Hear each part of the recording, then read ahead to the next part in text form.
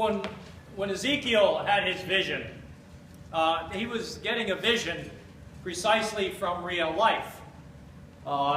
Most of the ancient world, including most of the wars that you read about in the Bible, regardless of the numbers of people you see involved in the battle and killed in that particular battle, are heavily inflated. Most of the tribes in that day were not in a position to go to war to eradicate each other. They couldn't do that. Usually it would be one champion fighting the other champion, like David and Goliath, and whoever the winner was won that particular battle. Or they would have small groups of people. There was an exception, however, between Egypt and Assyria at the Battle of Megiddo. And in that battle, they fought it out for real. First time in the ancient world, at least what archaeologists can find, in which many thousands of men were killed in that particular battle. And it was called the Valley of Megiddo, and it has come to you today as Armageddon, the English version. Megiddo, okay? Armageddon. And so that stands for absolute disaster demolishment, because in fact Assyria and Egypt both weakened themselves so badly that they went into some decline for a time. So Ezekiel was at that battlefield, and he saw, in most battlefields they don't clean up like they do nowadays, and so the bones were sticking up out of the ground, along with some clothing and some hair, and in the ugliest way possible. An interesting thing, Ezekiel looked at all that valley of the dry bones and he said, man, that's my friends. And they're alive. And they might as well be dead because they're living like they are dead. They're depressed. They're hopeless. They're not planning for the future. They're not looking ahead. They're always whining and moaning and complaining about what they can't do rather than what they can do.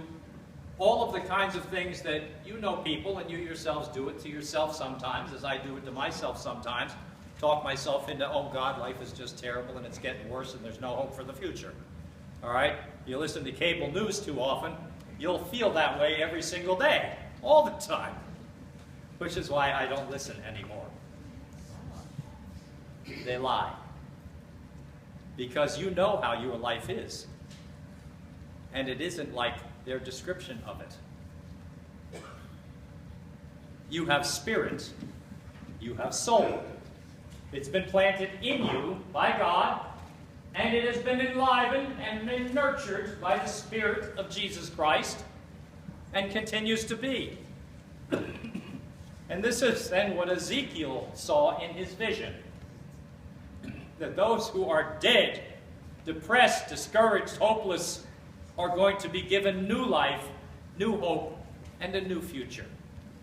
And so that was what he prophesied from that time on. And also had to, incidentally, work on himself for the obvious reasons, that he was part of the whole milieu. So, that's the promise that God makes to us, to you and to me too, that in our spirits, in the souls that he's given us, reside and is the repository of both hope, of thinking ahead, of facing the future with confidence, because God creates the future as he's created the past. He has saved the world in innumerable times and will continue to do so, so that there is no world Armageddon, regardless of what the History Channel says.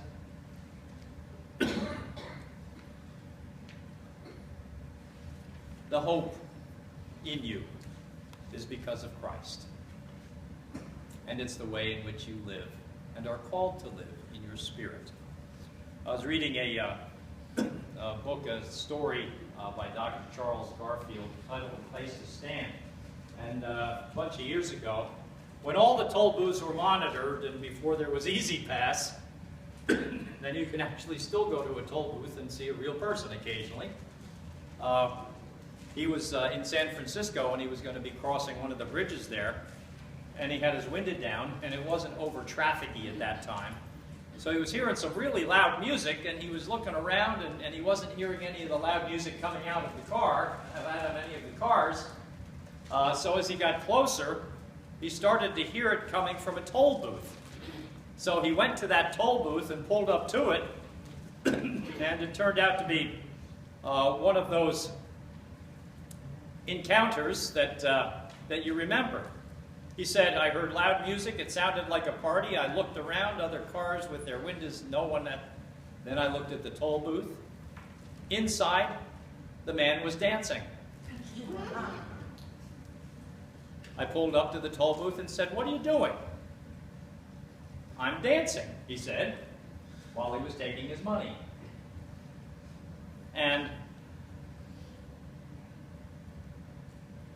he looked at all the other toll booths up and down the line, and nobody else was having music or any dancing that he could see, because the booths at that time also had clear windows.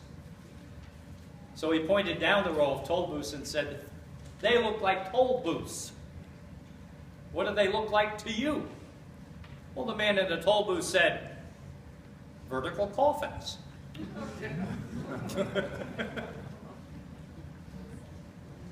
At 8:30 every morning, live people get in, then they die for 8 hours, and at 4:30, like Lazarus from the dead, they reemerge and go home. For 8 hours, their brain is on hold, dead on the job, going through the motions. Garfield said he was amazed by that observation because the guy seemed to have developed a very interesting philosophy and a theology about living, and he had figured out a way to live with his job. And he asked the next question, why is it different for you? You're having a good time at your job. And the toll booth collector said to him, I knew you were going to ask that. I don't understand why anybody would think my job is boring. I have a corner office. I have glass on all sides. I can see the Golden Gate Bridge, San Francisco, and the Berkeley Hills. Half the Western world vacations here, and I just stroll in every day and practice dancing.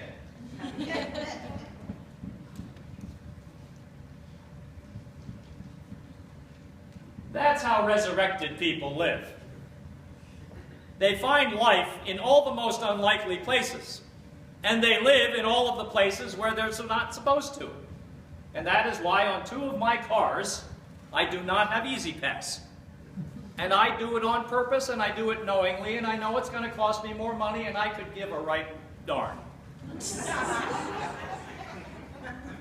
Because I want those people to know that because I acknowledge them and I look at them and I say hello, they live. That's your job, period, cut and dry. You have been given soul and spirit to give life to people. And so this man has found a way to find life in an upright coffin. The early church historian, a guy by the name of Origen, said that people who breathe in the Spirit of God, which is all around them, are filled with new life every single day.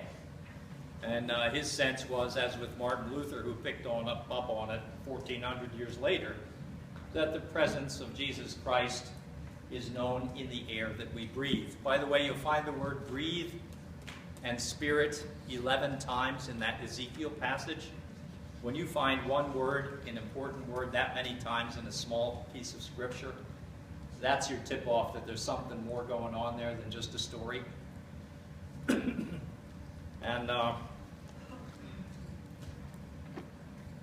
there's a book that I use very occasionally. My wife uses it often. But it's called Stretch and Pray, a daily discipline for physical and spiritual wellness. And it's by Murray Fink. And with each stretching movement, and it just takes about 10 or 15 minutes to meditate while you are stretching, you say this, or with some version of it that you can remember. It's from Lamentations, of all things.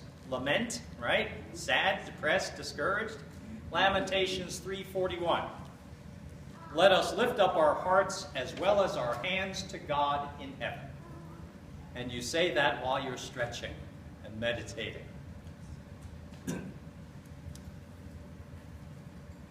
Why do any of that?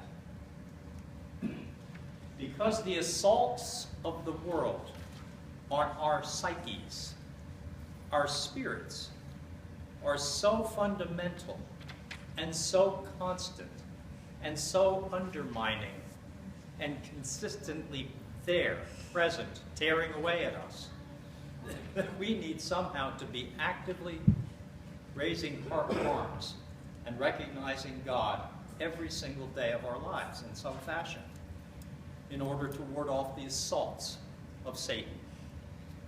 I was reading a story of a young black man. His dad worked in a very ritzy private club and got enough money together. In 1894, he went off to college. The young black man did, and finished up college, worked his way through in the summer times, and was able to get on to law school. And when he was taking his boards, his final boards, one of the guys on the board said, "I can't take it. I don't think there should be a black person being an attorney, period." So he walked out. But this guy passed the state bars and the interviews in any case. And he,